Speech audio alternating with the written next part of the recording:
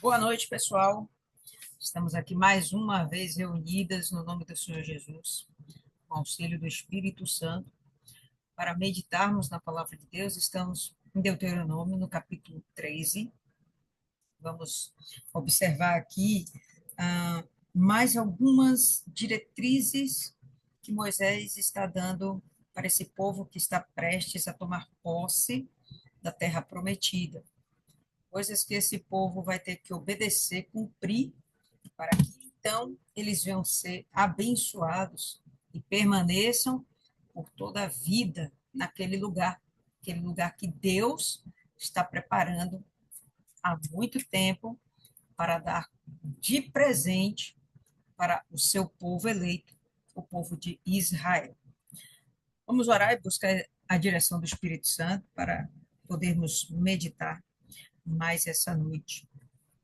Senhor nosso Deus, querido Pai, estamos aqui diante da Tua presença, gratas nós somos, porque o Senhor tem nos dado essa oportunidade, o Senhor tem nos dado meios e tempo para que possamos estar aqui estudando a Tua palavra e buscando fazer toda a Tua vontade.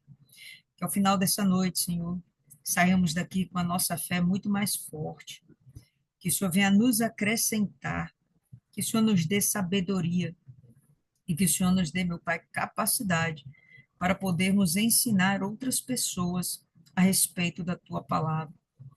Mas dependemos de ti, porque em nós mesmas não temos nenhuma sabedoria ou entendimento. Tudo isso vem do Senhor e nós sabemos disso.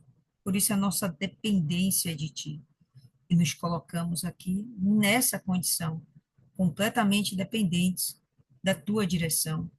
Se o Senhor observa aqui em nós algum empecilho para que possamos meditar na Sua palavra nesse momento, seja uma dor, seja uma angústia no coração, um aperto, seja uma preocupação, seja lá o que for, que o Senhor, meu Deus, venha remover de cada um de nós isso agora, em nome de Jesus, para que possamos ter paz e liberdade para aprendermos de Ti.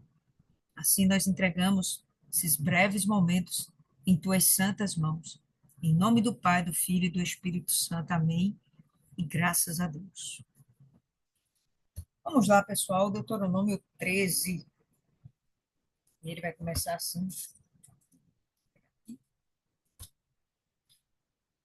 Quando o profeta ou o sonhador se levantar no meio de ti e te anunciar um sinal, um prodígio, e suceder que tal sinal ou prodígio que te houver falado, e disser: vamos após outros deuses que não conheceste, e se vamos, não ouvirás as palavras desse profeta ou sonhador, porque o Senhor vosso Deus nos prova para saber se amais o Senhor vosso Deus de todo o vosso coração e de toda a vossa alma. Então, o que Moisés está dizendo é que sim, pode acontecer de se levantarem profetas, sonhadores, e esse sonhador seria um tipo de profeta, um homem que tinha visões naquele tempo.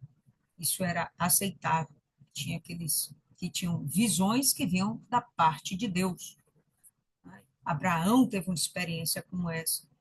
Vários outros homens da fé, ao longo da Bíblia, tem esses relatos de que eles tiveram visões em sonhos.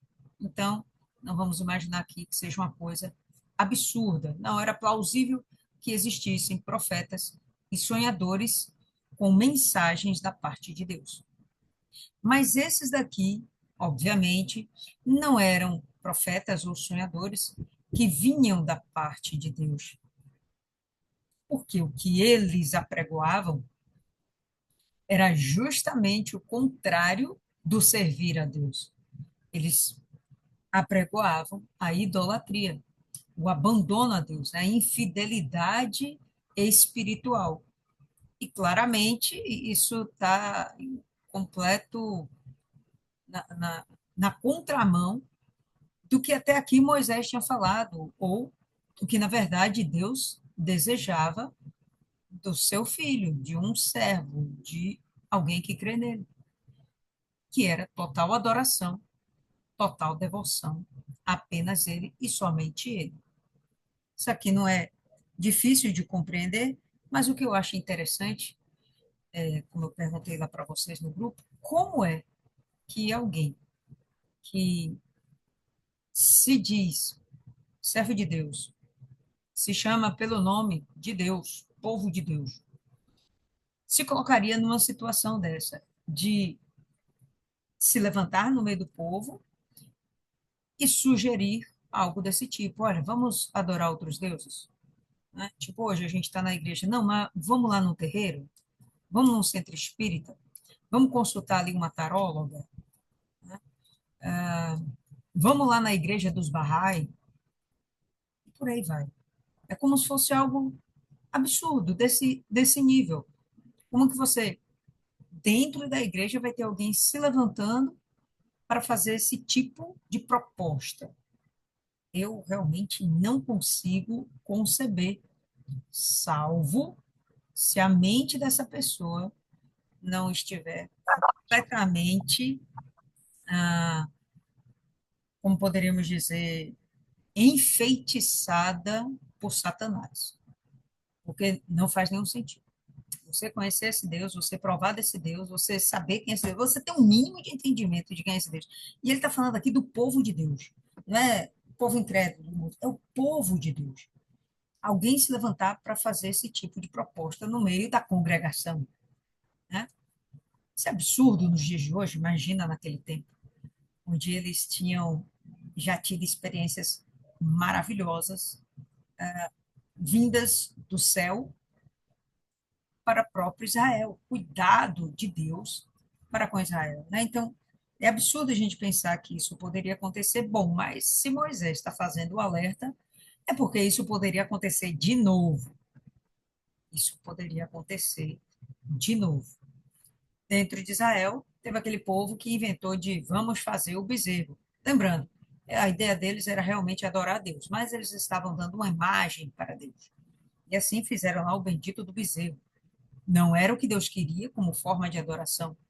A adoração que Deus espera de nós é realmente espiritual, é racional, tem a ver mais com o seu intelecto, com a sua alma, do que necessariamente com os seus sentidos físicos. É algo que tange o sobrenatural, nada do natural, certo?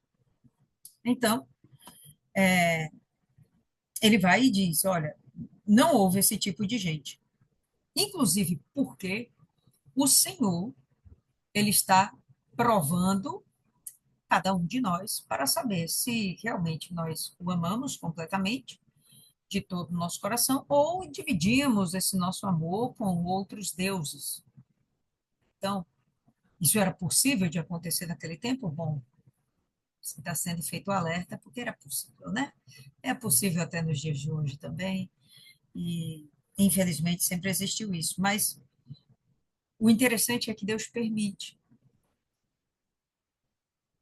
Deus, ele aproveita as oportunidades. Lembra quando nós meditamos em, em Reis e nós vimos que nações inimigas eram levantadas contra Israel como forma de punir Israel? Por que que aquelas nações eram usadas? Por causa da inclinação delas. Elas eram perversas, malvadas, tinham desejo, gana por ampliar o seu território, conquistar, dominar povos. Então, Deus utilizava a inclinação dessa nação e usava ela como um meio de castigo, de juízo, de punição sobre Israel. Então, o que eu percebo, eu fiz esse paralelo, o que eu percebo é que aqui Deus também permite que no meio da congregação, no meio do povo de Israel naquele momento, se levantassem pessoas com um pensamento tão contrário, como se fosse joio no meio do trigo, e Deus permitisse. Porque assim, observando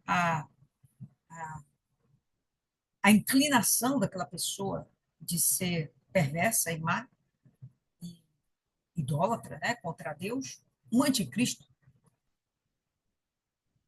Deus usaria essa inclinação dessa pessoa para provar as outras pessoas que estão no meio daquele povo, no meio da congregação, como poderíamos dizer no dia de hoje. Então, Deus aproveita essas oportunidades para ser feita uma peneira. Não que Deus precise desse tipo de situação para ele sondar o nosso interior. Ele não precisa disso. Porém, nós precisamos disso. Nós precisamos saber que fomos provados e aprovados ou reprovados, para que então a gente permaneça na nossa conduta ou mude ela. Dá para entender? Então, Deus prova nesse sentido. Ele permite que as situações aconteçam aproveitando oportunidades adversas e assim ele vai fazer com que nós, que estamos sendo assediados pelo mal, venhamos colocar para fora o que realmente nós acreditamos, o que realmente nós somos. Somos fiéis a Deus, vamos rechaçar qualquer proposta vinda do inferno. Não somos fiéis a Deus, a gente vai aceitar, ou vamos namorar com aquela proposta, né? Vamos ficar em cima do muro, vamos ficar cocheando entre dois pensamentos. E aí vai ficar claro para nós mesmos e para todas as pessoas que estão ao nosso redor, que realmente nós somos, assim estará provado que tipo de crente somos nós. Que tipo de israelita era aquele? Se ele realmente estava se colocando como fiel a Deus ou não. Andareis após o Senhor, vosso Deus, e a ele temereis. Guardareis os seus mandamentos, ouvireis a sua voz, e a ele servireis, e a ele vos achegareis. Então, quando ele fala esse verso, ele está reforçando o que ele já disse anteriormente. Nós só temos um Deus, nós vamos após ele. Interessante esse após ele, é porque Deus já foi na frente. E a gente vai segui-lo. A gente vai ser um imitador de Deus. Vamos seguir os seus passos, seguir o seu comportamento. Nós vamos obedecer o seu mandato. A gente vai estar sempre seguindo a ele. Isso é o que é esperado por Deus. E Moisés fala: é isso que eu também espero de vocês. Tá? Andareis após o Senhor. Vamos seguir o Senhor, vosso Deus. E a ele temereis. A gente tem que ter realmente o temor de não estarmos desagradando esse Deus, cocheando entre dois pensamentos. Não podemos estar desagradando esse Deus, temendo realmente entristecê-lo, temendo realmente atrair a ira dele sobre nós. Guardareis os seus mandamentos, que é isso que nos importa, não vamos ouvir outras conversas, outras vozes, outros ensinamentos, não, vamos guardar os mandamentos do Senhor, ouvireis a sua voz, e a ele servireis, e a ele vos achegareis. Então, a ideia de se achegar a Deus é buscar ter intimidade. Todo dia você ter aquela prática de orar e falar com Deus, de ler a Bíblia e ouvir a Deus. Isso cria intimidade, cria aproximação, isso cria a força no seu relacionamento. Né? Quando nós tivemos nossas amizades na infância, tinham amigos que eram bem próximos, toda hora a gente saía para brincar com eles, né? Toda hora a gente saía para conversar com eles, tinha aqueles amigos bem próximos. Ao longo da vida, cada um toma um rumo, e aí a gente acaba se separando. E por mais que no passado nós tivéssemos tido uma ligação, no presente aquilo parece não ter significado, porque a gente não conseguiu alimentar essa intimidade, essa conexão, essa ligação, esse relacionamento. A gente não conseguiu alimentar isso, cada um foi para um lado. A ideia aqui é a gente não perder exatamente esse relacionamento com Deus e estar sempre o buscando, sempre desejando fazer isso aqui, se achegar ao Senhor. Se a gente faz isso com constância, a nossa fé fica mais forte e dificilmente a gente vai ceder às, às propostas do inferno. Dificilmente. Então, como a gente vai combater as propostas do inferno, visto que o próprio Deus vai permitir que elas venham? O próprio Deus permite. A gente vê isso aqui, né, da proposta de alguém que se levanta no meio da congregação, e a gente vê Paulo lá em Efésios, ele falando justamente dos dardos inflamados do maligno, das setas inflamadas do maligno, que são os pensamentos, são as propostas, são as palavras que chegam aos nossos ouvidos ou à nossa mente, trazendo consigo malignidade, impiedade, uma coisa ruim, algo que vai nos afastar de Deus. Então aí Deus fala: ao invés de vocês, né, como é que a gente vai combater isso aí? Ao invés de vocês cederem, pelo contrário, vão guardar minha palavra, vão se santificar, vão me buscar, vão estar em relacionamento, intimidade comigo. Pronto, dessa forma, podem até se levantar os inimigos da nossa fé, mas eles não vão achar espaço. Estaremos preparadas para rechaçar toda forma de sedução do inferno. A gente vai ser capaz de rechaçar. Esse profeta ou sonhador será morto, pois pregou rebeldia contra o Senhor vosso Deus, que vos tirou da terra do Egito e vos resgatou da casa da servidão, para vos apartar do caminho que vos ordenou o Senhor vosso Deus, para andardes nele. Assim eliminarás o mal do meio de ti. É fácil a gente compreender por que que Deus fala, olha, mata. Por quê? Para arrancar o mal pela raiz. O que eu acho também muito interessante é a gente observar que no meio dessa determinação, dessa ordenança, né, matar aquele que é rebelde, ele faz um comentário, porque eles quiseram te afastar do Senhor teu Deus, que te livrou do Egito. Como se a expectativa de Deus fosse, no mínimo, gratidão. Vocês saíram do cativeiro. Caramba, quem tirou vocês do cativeiro fui eu. No mínimo, sejam fiéis a mim, sejam gratos, retribuam na mesma medida tudo aquilo que eu lhes fiz. Essa lembrança, e toda hora Moisés fala isso, né? Toda hora Moisés traz a lembrança, e peraí, não é só Moisés, ao longo de toda a Bíblia, nós vamos ouvir falar sobre isso. No Novo Testamento, fala da saída de Israel do Egito. Todo momento a gente vai ver ao longo da Bíblia esse exemplo, esse fato histórico ter acontecido.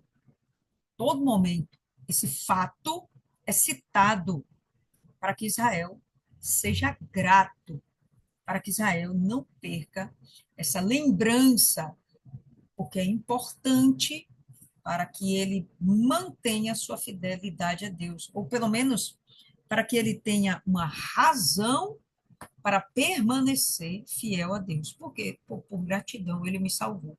Como hoje nós temos esse senso de gratidão. Se tem alguma coisa que nos faz permanecer fiéis a Deus é quando a gente lembra do nosso passado. E aí a gente vê que a gente estava indo para a sepultura física e espiritual, estávamos indo para uma sepultura, e quando a gente olha para hoje, percebemos que a gente está indo para o céu, Tem motivo maior para você se sentir grato e permanecer fiel a Deus? Tem, né? Então, lembrar do passado é bom para isso aí, para fortalecer as nossas convicções de permanecermos fiéis e gratos a esse Deus. Então, vamos lá. Esse profeta, o sonhador, será morto, pois pregou rebeldia contra o Senhor vosso Deus, que vos tirou da terra do Egito e vos resgatou da casa da servidão, para vos apartar do caminho que vos ordenou o Senhor, vosso Deus, para andardes nele. Assim eliminarás o mal do meio de ti, porque esse mal quer te apartar do caminho que vos ordenou o Senhor, vosso Deus. Então, eliminarás o mal do meio de ti. E aí ele vai começar a citar nomes, vamos dizer assim, de uma forma que ele deixa bem claro quem deve ser eliminado da sua vida caso venha lhe propor afastar-se de Deus. Qualquer um desses. Se o teu irmão, filho de tua mãe, ou teu filho, ou tua filha, ou a mulher do teu amor, ou teu amigo que amas como a tua alma, te incitar em segredo, dizendo: vamos, e se vamos a outros deuses que não conheceste, nem tu, nem teus pais, dentro dos deuses dos povos que estão em redor de ti, perto ou longe de ti, desde até a outra extremidade da terra, desde uma até a outra extremidade da terra. Não concordarás com ele, nem ouvirás, não olharás com piedade, não pouparás, nem o esconderás, mas certamente o matarás. A tua mão será a primeira contra ele para o matar, depois a mão de todo o povo. Obviamente que não estamos mais vivendo essa época de fazer justiça com as próprias mãos, mas de forma alguma devemos negligenciar o cuidado com a preservação da nossa fé, o cuidado de mantermos a nossa integridade espiritual para com Deus. Não devemos negligenciar isso. E ainda que seja um irmão, um parente muito próximo, ele fala aqui de um amigo que você ama como a sua alma. É alguém mais chegado que o irmão, né? É alguém com quem você tem tanta intimidade, tanta aproximação, que se confunde com aquilo que você é, com a sua própria alma. Ainda que seja a mulher, no nosso caso, seu marido, o homem do teu amor, ainda assim, essa pessoa tem que ser eliminada e você não pode ter pena. Como é que ele fala aqui? Ele fala: não concordarás, não ouvirás, não olharás com piedade, não o pouparás, não o esconderás. Nós não podemos ser negligentes com a nossa fé. Não podemos. Jesus, ele diz que ele veio para trazer uma espada tal que vai separar pais e filhos.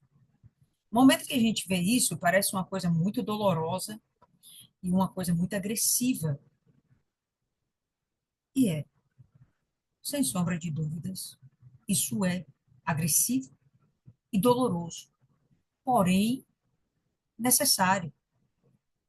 Certa feita eu conversava com uma jovem cujo pai estava se envolvendo em adultério e a mãe estava muito inclinada ao divórcio. Toda essa galerinha de dentro da igreja. E aí eu falava com ela, porque ela estava chateada com essa situação, apesar de entender já a gravidade da situação, ela estava chateada. E aí eu conversava com ela que o evangelho causa separação entre o profano e o santo, entre aquilo que é puro e impuro. O evangelho faz distinção. E o próprio Jesus espera que tenhamos coragem de nos separar. E, por favor, a ideia de nos separar não significa isolar o indivíduo, né? Colocar ele numa cela, mudar de endereço e não dar mais contato com essa pessoa, não ter mais contato, bloquear no celular. Não é necessariamente isso. Ainda que às vezes possa haver essa necessidade, mas não é necessariamente isso.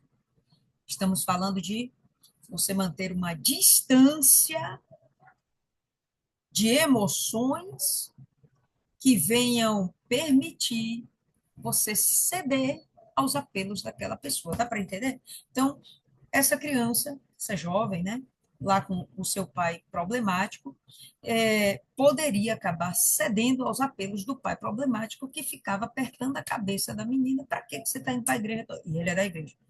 Era, né? Ah, para que você vai ficar apertando a mente? Ou vai ficar indo para a igreja toda hora? Vai ficar indo... Sabe, era um apertamento de mente, era algo que já estava prejudicando a vida espiritual da guria. Eu falei, olha, calma, o evangelho ele promove separação, e se isso for necessário acontecer, guarda teu coração. O importante é que você permita que haja um espaço para diálogo, mas não permita que essa pessoa te influencie os pensamentos. Mesma coisa vale para a gente aqui no sentido de, de nossos parentes, né? Filhos, pais, amigos, mais chegados que irmãos. Nós temos de ter esse distanciamento se nós percebermos que a pessoa está contra a vontade de Deus, que ela é contrária às ordenanças de Deus, aos ensinamentos de Deus, que fica te seduzindo para fazer coisas que desagradam a Deus. Então é melhor você cortar essa relação no amor, para que haja espaço para que você a influencie com as coisas boas que você tem, com o evangelho puro e santo que você tem. Tudo bem, a gente vai manter essa linha. Tem pessoas que elas são tão obstinadas que não dá certo você manter a aproximação com ela. Lembra que Paulo ele bate muito nos falsos mestres, pessoas que estão diante da congregação, povo de Deus, que se coloca para falar heresias, falar coisas contra a vontade de Deus, deturpar a verdade, a palavra de Deus. E Paulo fala, rapaz, se afaste desses. Não tenha contato. Não procure comunicação. Tem pessoas que não tem jeito, o corte vai ter que ser realmente radical. E a gente não deve temer fazer isso. Ah, mas eu amo fulano. Caramba, esse amor pode te prejudicar e fazer com que a sua salvação seja comprometida. Não fique pensando que você é infalível. Ou você se blinda, ou nós nos blindamos, ou estaremos passíveis de sofrer o dano da segunda morte. Pode acontecer, se a gente não tiver cuidado. Então, desde lá de trás, Deus tem tido essa consciência. Aquilo que não presta, arranca da sua vida, arranca do meio do povo. Por quê? Porque vai te prejudicar. Paulo tinha essa consciência e ele bate muito forte com isso. Caramba, Paulo foi doutrinado pelo próprio Jesus. Se isso fosse uma coisa absurda, Paulo não teria repetido isso inúmeras vezes. Recentemente estudamos várias cartas de Paulo. E ele repetia a mesma coisa, ou não se aproxime dessas pessoas. Se afaste deles. Guarde seu coração, seu olhar, guarde sua fé. Não é assim? Então, eu acho interessante quando Moisés fala: não olharás com piedade, não pouparás, não esconderás que esse ser humano, que esse elemento, que essa pessoa, não importa a distinção que ela tenha, né, na sociedade, não vale a pena você ficar perto de pessoas que possam comprometer a sua fé, possam comprometer a sua salvação. Certamente o matarás. A tua mão será a primeira contra ele para o matar, depois a mão de todo o povo. Eu vejo que nós, na nossa congregação, temos o cuidado, né? Somos orientados, inclusive, a respeito sobre isso, de que se virmos a falha de algum representante eclesiástico da igreja, pastores, obreiros, bispos, as esposas, se nós percebermos que alguém está com uma conduta errada, nós temos que ir lá falar, temos de reportar para que isso seja investigado. Né? Nem que a gente vai falar e vai haver um comprometimento da pessoa. Não, vai pelo menos ser investigado. Eu não tenho certeza, pô, mas fulano parece que está roubando, ó, parece que está usando droga, ó, parece que está dando em cima de outra pessoa, parece.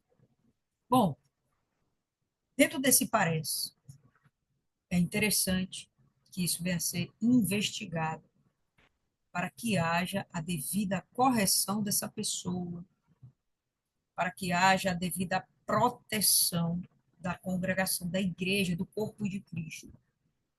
Né? Então, às vezes a gente se sente como um X9, mas não é algo para o mal, é para o bem. Houve uma situação em que um rapaz ia ser levantado como obreiro, e o pastor reuniu os demais obreiros para verificar se aquele rapaz tinha uma boa conduta, tinha condições de ser levantado obreiro. Naquele momento, duas pessoas se levantaram para dizer: olha, esse rapaz não tem condição de ser obreiro. Por quê? Por isso e isso. Eu fui uma dessas pessoas. Aí o pastor chegou: não, mas o que eu vejo é assado, é cozido. O que você está falando, o que eu vejo é o contrário. Eu falei: então, tudo bem, devo estar equivocada. Me calei, vida que segue. Não demorou 3, 4 meses. Esse rapaz fez uma devassa dentro da igreja no sentido de arrancar pelo menos uma família e alguns membros de outra família para fora da igreja. O pastor depois veio, reconheceu e até pediu perdão porque não nos ouviu. Porque não nos ouviu. Então, a ideia de nós denunciarmos para que haja uma investigação a respeito de tal e tal situação é importante para preservar a igreja. Então, nesse momento aí, o pastor, infelizmente, ele acabou sendo negligente. Pelo menos aí que eu tenho aqui lembrança, umas 5, 6 pessoas foram prejudicadas espiritualmente por causa desse rapaz, né? Por causa do espaço. Fora as outras pessoas que eu não sei que podem ter ficado escandalizadas com a situação, que a gente nunca sabe até onde essa onda pode chegar, né? A gente não sabe até onde isso pode reverberar. Não sabemos. Mas de cara, assim, pelo menos umas 6 pessoas saíram da igreja por causa desse rapaz. Né? Então, enfim, é cuidado. A gente fica com medo, com vergonha. Uma moça, uma evangelista, umas 2 ou 3 vezes, ela, Lívia, olha, fulano, eu vi fazendo aquilo, aquilo, aquilo. Prontamente, por favor, reporte ao pastor. Ah, não, mas eu tenho medo. Ah, e se o pastor tirar da obra? Ah, se o pastor fizer aquilo? Ué, se for necessário, vai ter que ser feito. Mas você quer que eu faça o quê? O que que eu posso fazer nessa condição? Você quer que eu vá lá e reporte? Aí vira fofoca. Não, quem tem que reportar é quem viu. Eu só estou ouvindo. Não sou testemunha. Não vai valer de muita coisa. Então, vai respingar em você. Se eu for lá falar, eu vou dizer, ó, fulano me falou. Você vai ter condição ou vai ter cara de chegar lá diante do PR e falar? Ah, não, não. Então, nem me comente mais. E aí acabou que a pessoa nunca mais me comentou mais nada.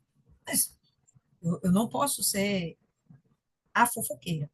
Mas se eu percebi um comportamento inadequado, eu tenho que ser a zeladora da igreja. Sair sem sombra de dúvidas.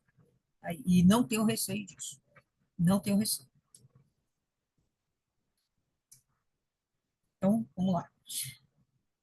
Apedrejá-lo-ás até que morra, pois te procurou apartar do Senhor, teu Deus, que te tirou da terra do Egito, da casa da servidão. E, novamente, Moisés lembra: olha, essa pessoa tentou te afastar de Deus que te salvou. Essa pessoa tentou te afastar do Deus que te salvou. Essa pessoa tentou te afastar do Deus que te salvou. Há uma necessidade de que a gente valorize essa salvação, que a gente valorize esse Deus, que a gente preze pela nossa comunhão com Deus. Não se permita ser contaminado com as vozes do mundo, porque isso aqui é coisa que não tem outra explicação. É algo diabólico, é demoníaco, é do inferno. Alguém se levantar na congregação para falar contra Deus é muita endemoniação. Eu não tenho nome para isso, a não ser esse. É endemoniação. E todo Israel ouvirá e temerá, e não se tornará a praticar maldade como esta no meio de ti. Então, olha como é importante que haja a disciplina. Vamos lembrar que isso aqui é o tempo da lei e estava valendo. Não era injusto. Deus está falando, olha, não tenha pena, não fique ali sangrando por dentro, porque foi seu irmão, porque foi sua mãe, porque foi seu pai, porque foi seu filho que morreu apedrejado e começando, inclusive, por você, atirando a primeira pedra. Não tenha pena, porque no momento que você fica com esse sentimento de aflição, você está colocando em primeiro lugar essa pessoa, o seu sentimento para com essa pessoa, do que o próprio Deus. E sua justiça e o seu juízo. Se você se coloca nessa posição de ficar compadecido, com compaixão de alguém que está sendo punido por algo que ele cometeu, por um erro grave que ele cometeu, caramba, você está desprezando o cuidado do próprio Deus. E você está se colocando contra Deus. É absurdo. É absurdo. Você acha que o seu senso de justiça é superior ao senso de justiça de Deus? Quem é a gente na fila do pão para dizer o que Deus deve ou não deve fazer? Aí me lembro de Jó, contendendo lá com Deus. Você devia fazer isso, o senhor devia fazer aquilo. E aí Deus chega e conversa com ele: meu Deus, Jó, quem é você na fila do pão? O que você fez para que você pudesse me ensinar? O que você fez para que você pudesse dizer que eu estou certo ou que eu estou errado? Quem é você? O que você me fez para que eu te deva alguma coisa? Então, pessoal, tudo pertence a Deus. E a justiça mais perfeita que há é aquela que vem do próprio Deus. Então, se ele está dizendo que isso aqui era necessário, e sim, que era necessário. Porque o joio no meio do trigo é rastilho de pólvora. Pode acabar desgraçando o trigo todo. A não ser que o trigo esteja muito bem plantado, muito bem alimentado. E ele não vai se permitir ser morto, espiritualmente falando, pelo joio. O joio pode até crescer, mas o trigo vai ser maior. É assim que tem que ser. O trigo vai ter que prevalecer.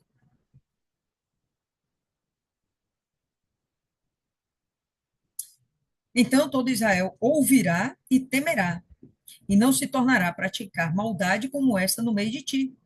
Isso virá a ser um exemplo, uma referência de que não vale a pena contender com Deus e de que vale muito a pena ser fiel a Deus até o fim. Quando em alguma das tuas cidades que o Senhor teu Deus te dá para ali habitares, ouvires dizer que homens malignos, em outras versões está escrito filhos de Belial, homens malignos saíram do meio de ti e incitaram os moradores da tua cidade, dizendo: vamos e sirvamos a outros deuses que não conheceste. Então inquirirás, investigarás, e com diligência, com apuro, com cuidado, com sabedoria, com perspicácia, com zelo, perguntarás.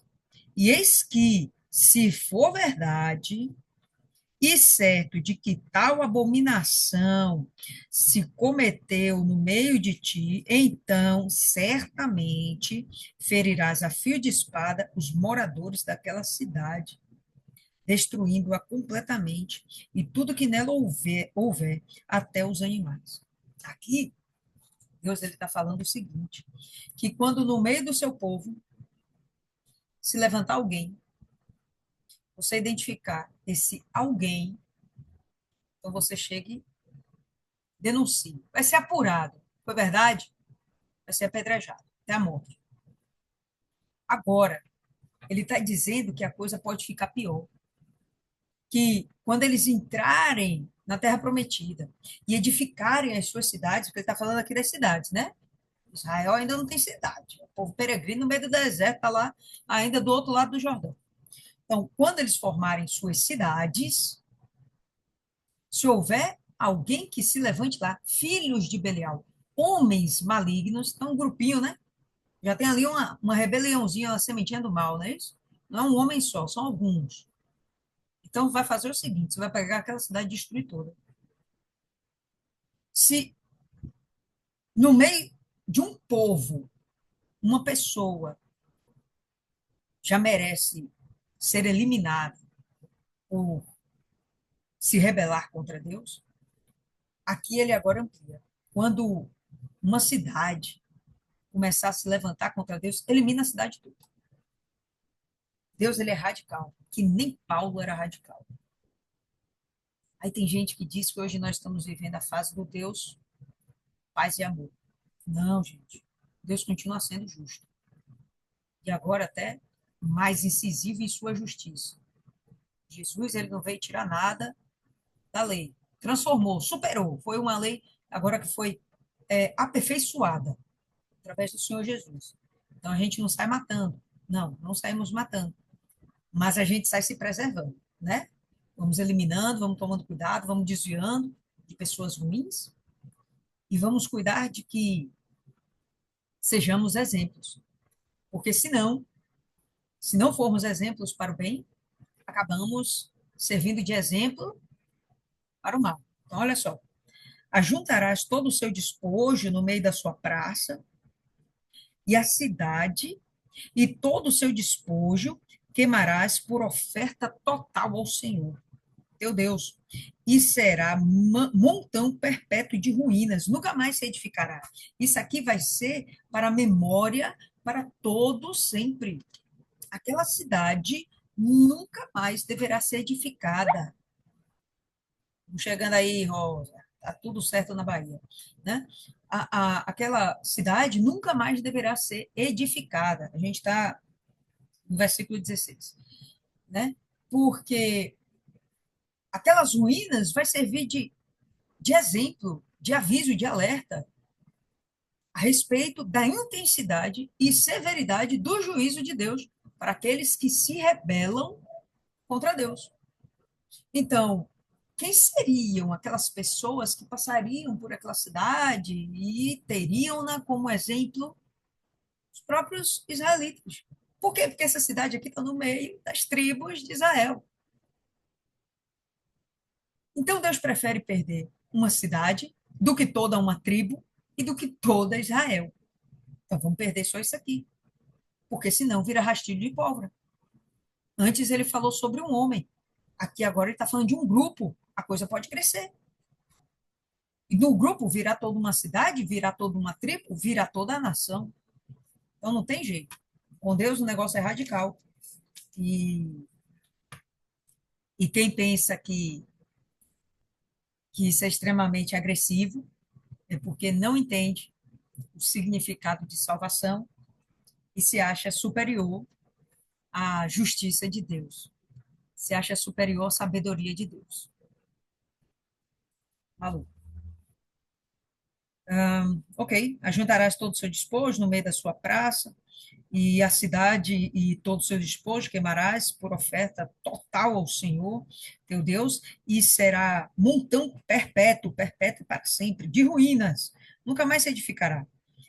Também nada do que for condenado deverá ficar em tua mão, para que o Senhor se apa, para que o Senhor se aparte do ardor da sua ira e se faça misericórdia e tenha piedade de ti e te multiplique, como jurou aos teus pais. Então, elimina logo esse mal aqui pela raiz, não se contamine com nada do que eles tinham, Não faça caso de nada do que eles tinham. Não ache que vocês precisam de alguma coisa do que eles têm. E simplesmente segue em frente. Segue em frente, porque eu vou ser misericordioso com vocês, terei piedade, vou multiplicar vocês, como vocês já têm essa promessa, desde os seus pais, avós, né? Sexo. Enfim, essa intensidade da ira de Deus é porque esse Deus é um Deus zeloso. Em outra versão fala ciumento. E ele pode, porque tudo é dele, tudo foi para ele e tudo foi por ele. A gente só está aqui como aproveitadores ou aquele que usufrui das benesses que Deus fez. Mas tem nada nosso. E não tem um senso de justiça maior do que o da justiça de Deus. Se ouvires a voz do Senhor teu Deus e guardares todos os mandamentos que hoje te ordeno para fazeres o que é reto aos olhos do Senhor teu Deus. A gente vai ter, então, as, as bênçãos que ele fala aqui. A misericórdia, piedade, nossa multiplicação. Considere aqui essa multiplicação não só como você multiplicar-se em número, né, filhos, geração, netos, mas também as suas posses, sua renda. Você realmente será crescido, enriquecer, tudo isso tá dentro do pacote, está valendo. Tem um momento aqui em que ele fala, cadê? Deixa eu ver, deixa eu ver, deixa eu ver.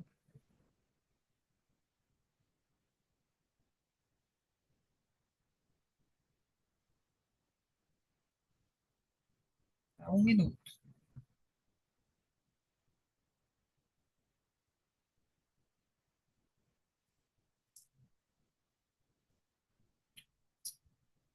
É aqui não. É no próximo capítulo. Vou deixar para depois. A gente fala sobre isso depois. Mas enfim, pessoal, capítulo curtinho, né?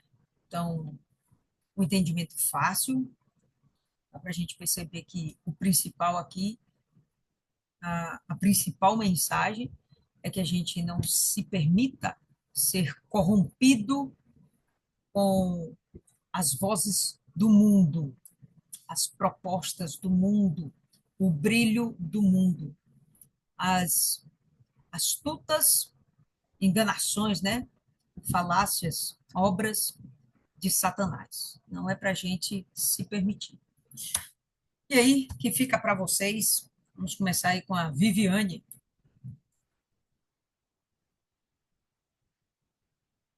Fala aí, Viviane. Oi, dona Lilian, tô aqui só escrevendo. Boa noite, meninas. Boa.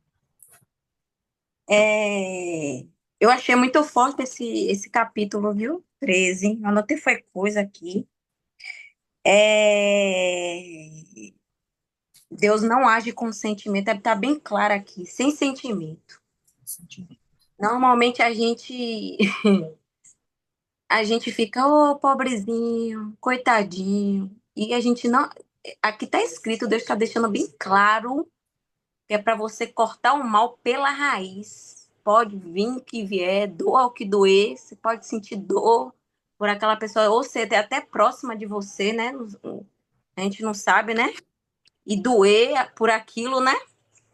Que você não sabe, mas Deus diz que é para você cortar. Não tem sentimento, não é para você ter sentimento, porque a salvação é mais importante, né? Então não deve haver sentimento, não existe isso, né? Aí eu deixei escrito sobre isso também, né? Também me arremeteu muito o que o Bispo Macedo falou essa semana de obediência, né? Que não sei se está escrito no livro de Hebreus, que ele fala assim que os salvos são aqueles que obedecem a Cristo.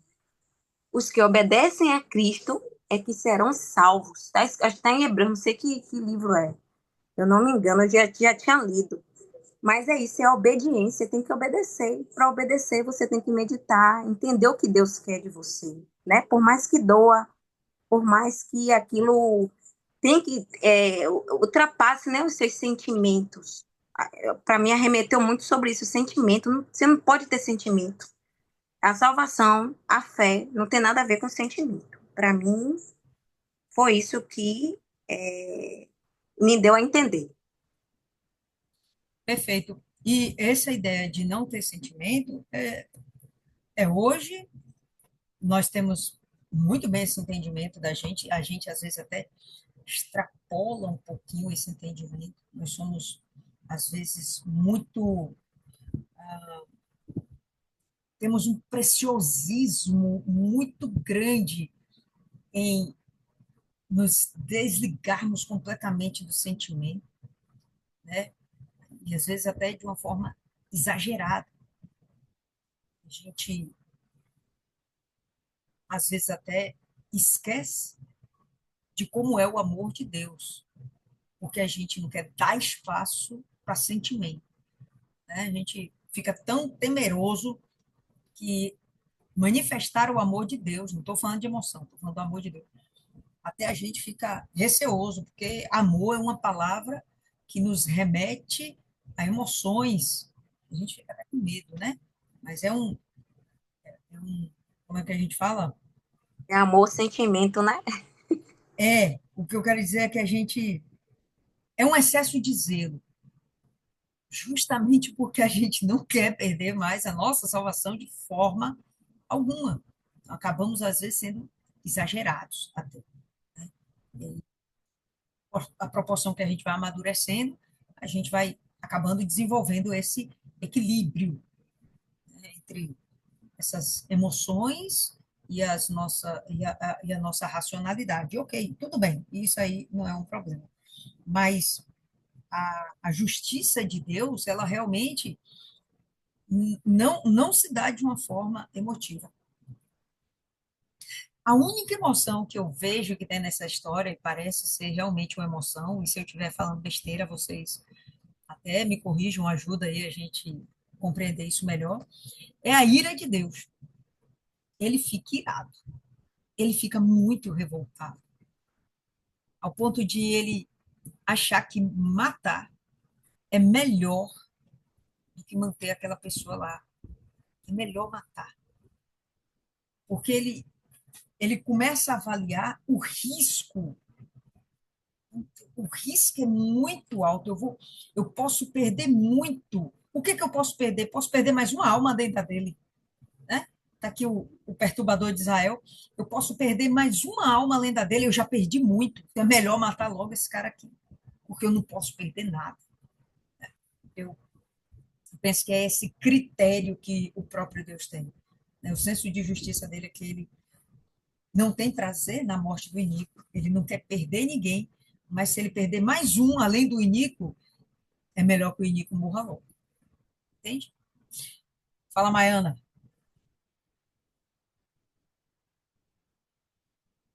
Dá para perceber que Deus deixa bem claro que a salvação é individual, que a responsabilidade de manter a salvação é da própria pessoa. Eu não ouvi muita coisa do que Viviane falou, não sei se ela falou a mesma coisa, que a internet deu uma caída, mas ele fala que você tem a obrigação de defender a sua alma e, hum, e procurar buscar dele, conhecer dele, sem comer da mão dos outros.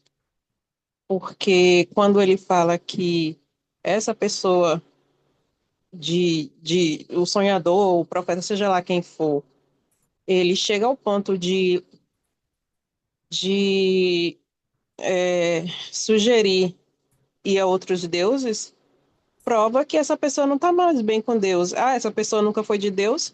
Não, pode ter sido. Quantos no nosso meio que arrastou multidão aí, te deu uma baixa no inferno, salvou muitos e perdeu a si próprio. Mas quem estava bem com Deus, quem estava buscando a comunhão com Deus pessoal sem depender do outro, percebeu que essa pessoa não estava bem e ela tinha conhecimento do desejo de Deus, que é o que Moisés está dizendo aí. não faça isso, não faça aquilo. Eles tinham os mandamentos. Então, eles já sabiam o que até onde eles podiam ir e até onde não. Foi a mesma coisa de Adão. Deus ouviu da boca de Adão que não era para comer aquela fruta. Aí veio a serpente, enganou Eva, Eva enganou ele. Não, ele foi porque ele quis, porque ele ouviu da boca do próprio Deus. Eva não ouviu da boca de Deus, ainda tem essa desculpa. Não, ela não ouviu de Deus. Ela ouviu de Adão, mas Adão ouviu do próprio Deus. Se eu estou lendo a Bíblia, eu tenho conhecimento do que agrada e do que desagrada a Deus, do que me afasta e do que me aproxima dele. Eu vou ouvir outra pessoa porque essa pessoa foi chegada? Não. E ainda nos dá responsabilidade, porque quando a gente se afasta da pessoa, a pessoa vai querer saber o motivo, ou a própria pessoa sabe. Então a gente ainda está tocando a trombeta para essa pessoa, para ela poder se consertar também. Ó, fulano, eu gosto de você, mas eu amo mais a Deus. Se você quiser se consertar com ele, é você e ele. Eu não vou me aproximar de você e me afastar de Deus, porque eu sei de onde ele me tirou. Fica muito claro isso.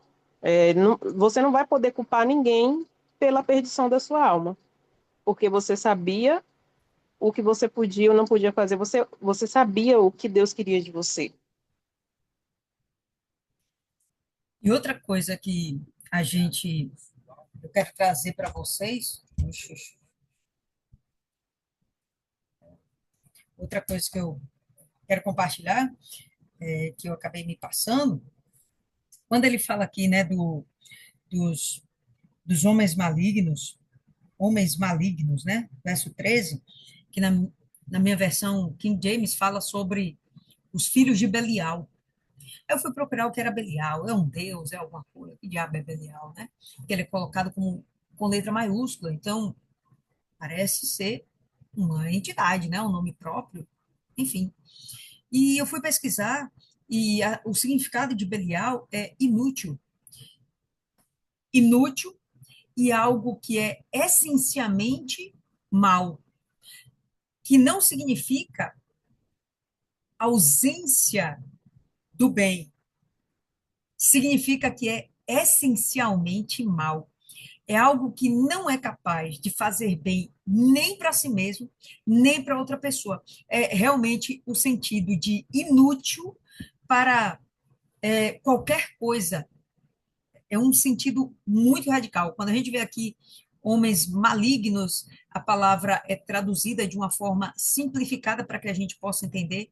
Filhos de Belial, a palavra também é trazida de uma forma literal, e aí a gente tem que buscar o entendimento. E quando a gente vai ver o termo hebraico que significa, né, que traduz isso aí, é justamente inútil, sem valor moral, sem lei. Tem um sentido de uma forma definitiva do mal. Então, quando Deus ele determina que alguém assim seja morto, alguém que era dele e que se insurge contra ele, me lembra aquela passagem de Hebreus 6:4 que fala que aquele que provou do dom de Deus, não sei o quê, e cai mais uma vez, que essa pessoa não consegue mais chegar ao arrependimento. É impossível que essa pessoa possa chegar ao arrependimento. E se não tem arrependimento, obviamente não vai ter o reconhecimento de que Deus é o seu Salvador, né? Que Jesus morreu por você. Se não tem arrependimento, não tem perdão, não tem salvação. Parou por aí. É o mesmo sentido do que a gente está vendo aqui. Então, quando a gente faz essa correlação entre o Antigo Testamento e o Novo Testamento, a gente percebe que essa é uma das leis que não foram alteradas. Foi alterada no sentido de que a gente não sai mais matando, a gente não pega lá a pedra e sai arrumando nas pessoas, a gente não faz uma chacina por aí. Não, mas a gente preserva a nossa salvação se afastando dessas pessoas, né? Talvez dentro da gente nós estejamos causando a morte delas, porque no momento que a gente se desconecta, se desliga da forma afetiva, né, é como se ela morresse para a gente. Então não tem mais o significado que tinha. Eu tenho algumas pessoas no meu convívio mais não, né? No meu círculo de conhecimentos, melhor dizer assim, que eu lamento muito e doeu, mas eu tive que me desligar dessas pessoas. Para mim, elas morreram, porque até aqui elas se mostraram irremediavelmente perdidas. E quando falam, só fala de uma forma negativa a respeito de Deus. Para que eu vou ter comunhão com esse tipo de gente? Não tem nem como. O espaço está aberto, não me tornei inimiga. Mas aqui dentro não tem mais conexão, não tem mais ligação. Como diria o pastor Alberto, não tem mais liga. Não tem mais liga. Tá? Então, para mim, morreu. É como se eu estivesse sepultando. Eu lancei a primeira pedrada, né? Diga-se de passagem, eu tomei a decisão, como a Maiana falou aí. A gente que vai lá e toma a decisão. E se protege, se guarda. De quebra, ainda vai guardando outras pessoas, né? Porque é feito cascata. Se uma pessoa consegue contaminar você, que você tem influência sobre outras pessoas, porque todo mundo influencia outras pessoas. Você vai influenciar, continuar influenciando provavelmente essas outras pessoas, mas agora para o mal, agora já contaminado. Então, é um efeito cascata. E sim, é melhor que seja cortado logo pela raiz. Isso não pode reverberar lá na frente, que vai causar prejuízo no reino de Deus. Assim. Fala, Maiana.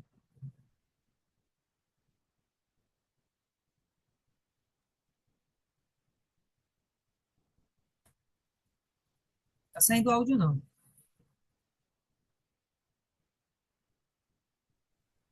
Foi? Agora foi. Satanás querendo atrapalhar a obra. É, capeta. Olha, sinceramente, às vezes eu penso, na época da lei era tão bom descontar nossa raiva na cara daquele infeliz que nos fez um ódio. Hoje a gente tem que orar, mas graças a Deus, porque o negócio era mais duro. Mas quando a gente percebe, tudo volta para a obediência. Se você tem dificuldade em obedecer ordens, você não vai continuar no caminho de Deus, porque Deus ele só quer saber até onde a gente é capaz de obedecer a ele.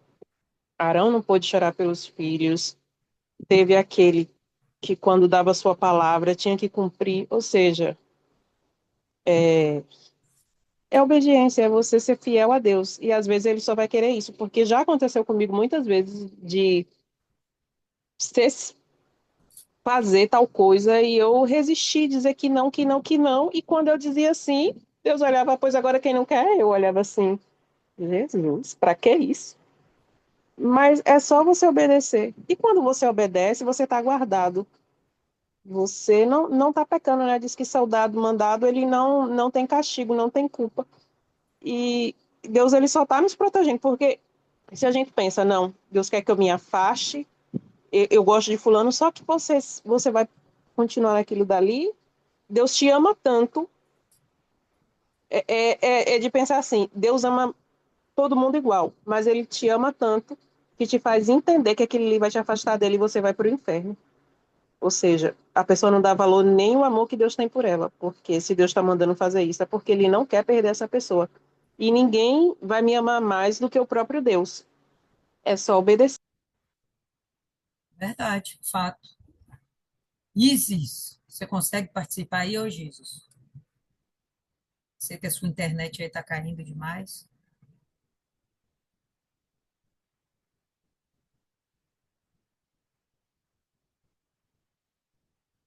Acho que não.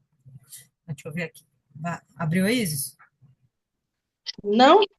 Pronto, agora dá para ouvir. Tá me ouvindo? Sim, sim, sim, sim. Eu achei o texto tão atual, sabe? A gente vê algumas pessoas com a mente realmente autorizadas. E é tão antigo as artimanhas do inimigo, sabe? E as pessoas. Não é intolerância religiosa, não, mas o povo fica, ai, meu pai, não sei o que, meu pai. Eu disse, meu Deus.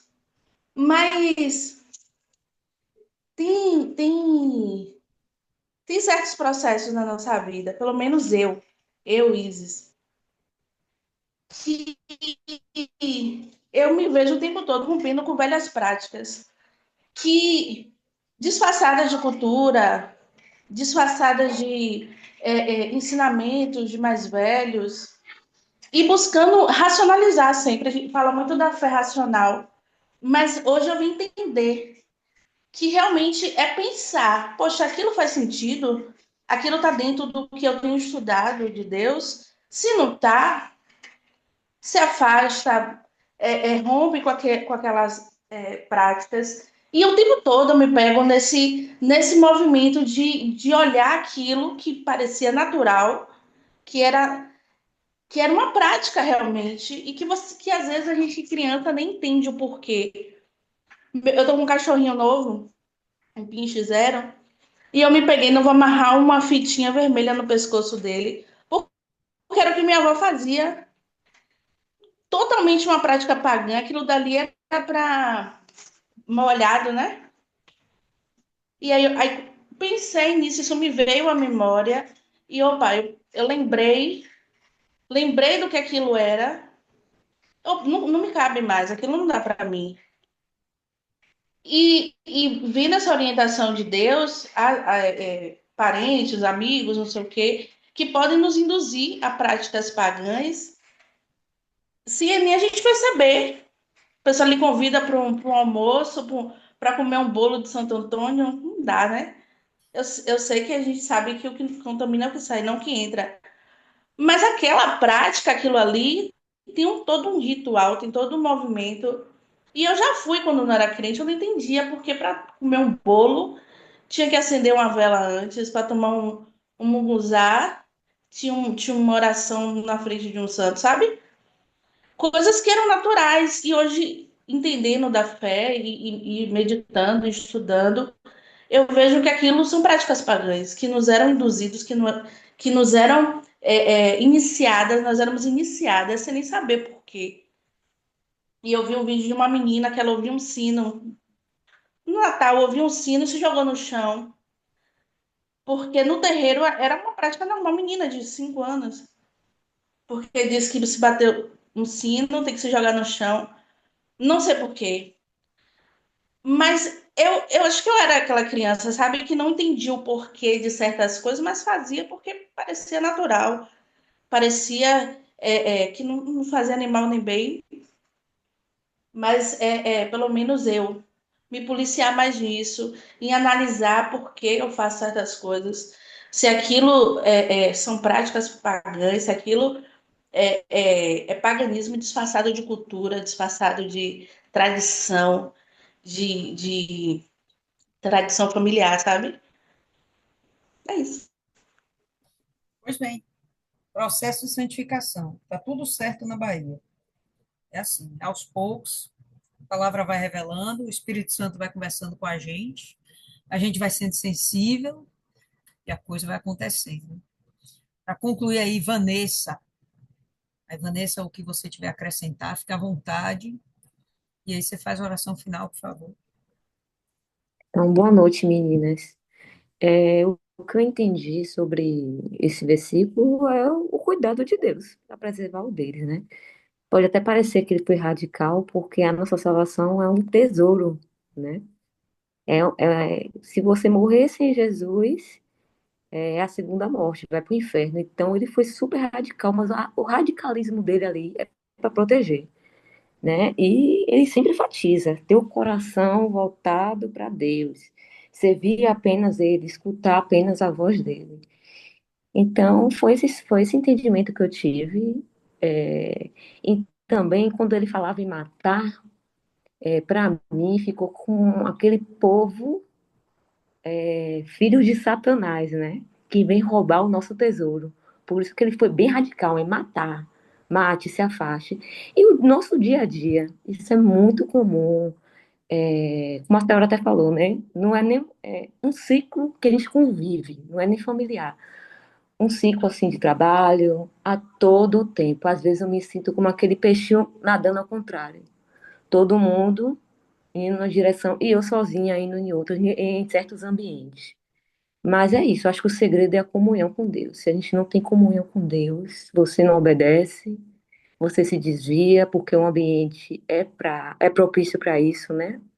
O, o diabo ele fica a todo momento ao nosso derredor para ter uma brecha e ele entrar e a gente perder a salvação. Esse foi o meu entendimento. Então, vou fazer aqui a oração agora. Meu Deus, meu Pai, em nome do Senhor Jesus, nós entramos na tua presença. Em primeiro lugar, meu Deus, nós vamos agradecer. É, porque essas suas palavras, né, o ensinamento, a meditação, abre os nossos olhos espirituais, nos dá discernimento, né, para ficarmos atentos e não perder a nossa salvação. O diabo, ele usa as pessoas o tempo todo, 24 horas, para a gente perder. Então, nos dá entendimento, nos dá discernimento, até para lidar com os nossos, né, com gente da nossa família. Porque às vezes ele usa também para a gente perder, né, a nossa salvação e ter uma brecha dele para entrar e destruir a nossa vida. Abençoa cada um aqui, meu Deus, que parou para ouvir o Senhor. Abençoa a família. é, Nos ajuda, meu Deus, a ficar sempre em comunhão com o Senhor. Sempre, meu Deus, que a gente não venha nos distrair por nada. Venha abençoar nossa semana, abençoa amanhã nosso domingo. Envia para as pessoas lá para a tua casa, que existem muitas pessoas perdidas, muitas, meu Deus, muitas pessoas perdidas e sofrendo. E nos usa para que a gente venha tocar nessas pessoas. Eu agradeço agora, meu Deus, em nome do Pai, do Filho e do Espírito Santo. Amém. Amém, pessoal. Então, é isso aí. Por hoje é só. Até a próxima meditação. Uma semana abençoada para todas nós, em nome de Jesus.